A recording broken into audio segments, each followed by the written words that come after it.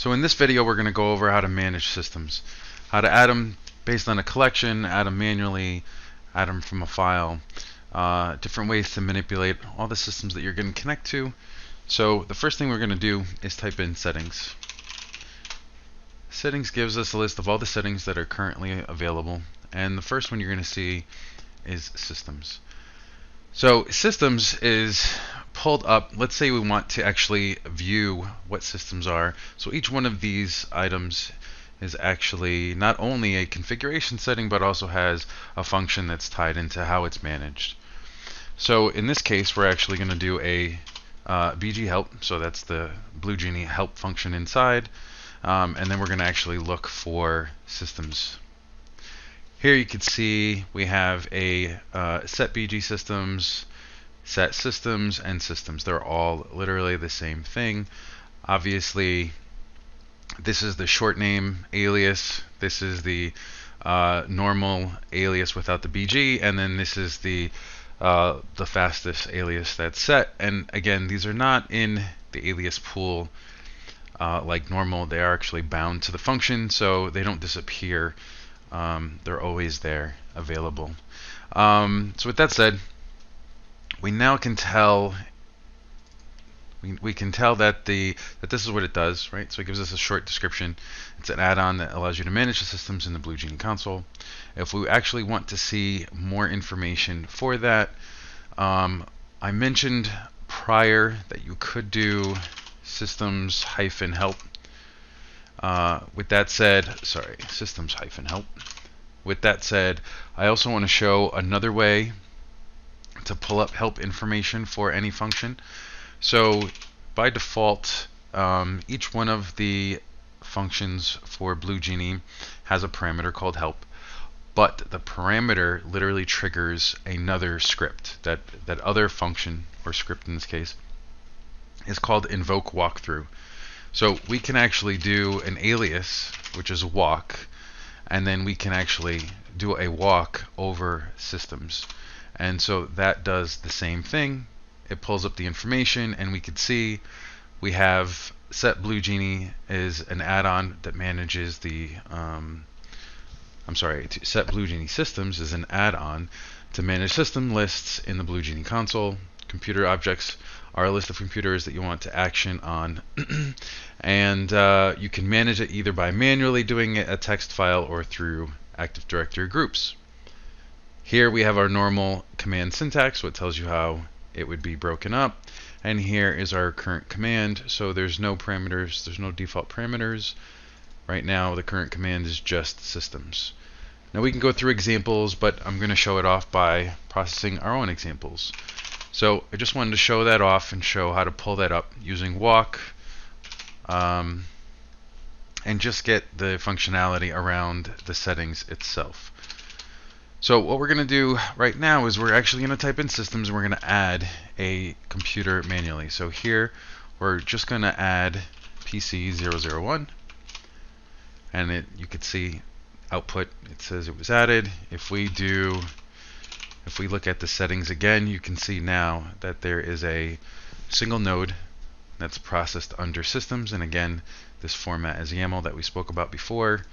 If you want to see this format in JSON, we can actually just type that in as output JSON, and you can see we have a JSON format, and you can see that PC001 is nested underneath. Now what we're going to do is we're going to actually add a few more computers. This time we're actually just going to add, from the command line, we're going to add a few more all in one shot. So the first process was a single entry. This one's going to be a handful of items in one shot. And again, if we do settings, you could see all the items were added, and they're in that specific order that they were initially pushed. So we can actually control this a little differently too. You could do removes on these, so everything is an index. So if you typed in the same entry name without a parameter, by default it does a list, and it will tell you the systems that are identified, and it tells you the computer name and it tells you what their index are. Let's say we wanted to remove a specific computer. In this case, we're actually going to remove an index. So let's say we wanted to remove index 3. So we know index 3 is going to be PC3 in this instance. We can actually type in systems, type in remove index, and just put in the number that we want to remove. And it will tell you that 003 was removed. Now let's try to remove more than one index. For this, we're actually going to go back to the same command, so systems, remove index, and here we can actually just use a comma separated integer and pick out the two items that we want now. So actually let me just show what systems are again, and you can see we have 4 items. We have computer 1, computer 2, computer 4, and computer 5. So in this instance, we want to remove computer 1 and computer 5, so index 1 and index 4. So we will do that. And again, comma separated the 2 or as many index values as you want. If you do that, you will see that computer 5 was removed and computer 1 was removed. And this was without breaking the string. So it knows that this is an array. It's processing the index in a reverse order so that the array doesn't break and your indexed values don't change until the last one is processed. And then you can see that we're now down to 2 items. Sorry, right here, down to 2 items. We're down now to PC2 and PC4. And then the last remove item is actually a specific call. So we can actually type in systems, we can type in remove, and we can actually pick the specific computer name. So in this instance, we're going to remove PC002. Same thing happened. So this time we did not remove the index, we removed the computer with a specific value. And here we can actually type in systems. You can see that there's an index of 1, and then the PC004 is left behind. If we do a settings, we could see that it's the only computer left in the computer list. So now let's take that a step further. This is all nice, being able to add computers manually, but let's say you want to pull from a file.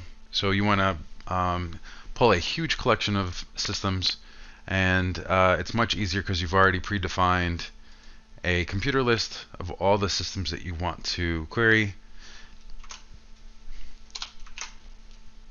In the add parameter, if you use a flag file colon, it will now automatically convert and search for a file type text and then import that data. So here you can see we typed in file colon, and then we have the dot backslash, so the dot is representing the current working folder, and in that folder, this is the root of BlueGenie, there's a collections folder, and this file can be anywhere you want as long as PowerShell has access to that location, so you can have a shared resource, UNC, doesn't matter, as long as Posh and BlueGenie can see it, it's going to collect that information from that file. In this instance, I just put it under a working folder called collections in the root folder of BlueGenie, and then the computer list that I pulled from, this list was a security group called Posh3 plus lab systems, and then it's just a normal text file. If I hit enter, you could see that it pulled out 2 Windows 7 computers and 2 Windows 10 computers based on that file. If you do settings, if you type in settings, you could see that it imported now not only is PC004 there, but the other computers that were part of that were there as well. So the next step would be to pull that information from a Active Directory security group. But in this instance, I want to wipe out all of the systems that are currently here. So if you type in systems, you can see we still have a list of 5 computers. We're actually going to do a remove all. So there is a flag to remove all systems. Everything was removed. If we type in settings, you could see there's nothing left. And if you type in systems, you could see that no systems were identified. So when it tried to do a list, it automatically knows that there's nothing there in the list. So now we're actually going to do an Active Directory query. So we're going to look at a group. So very similar to the file flag, the flag in this instance is called group. So group : and then the Active Directory group. So you don't need, you do not need the fully qualified distinguished name. You don't need that information. You just need the security group. This will query the current Active Directory domain, and then give you back that list of or the list of computers for that group. So in this instance, we're actually just going to hit enter. It went out and queried that group, and we have again 4 different machines, 2 different Windows 10, 2 different Windows 7, and then if we type in systems, you can see those systems are in there. And if we type in settings, settings is the entire config, and we can see that systems have been added to the config itself. Okay guys, thanks for following along. The next section we're going to hit is commands, so I will catch you in the next video.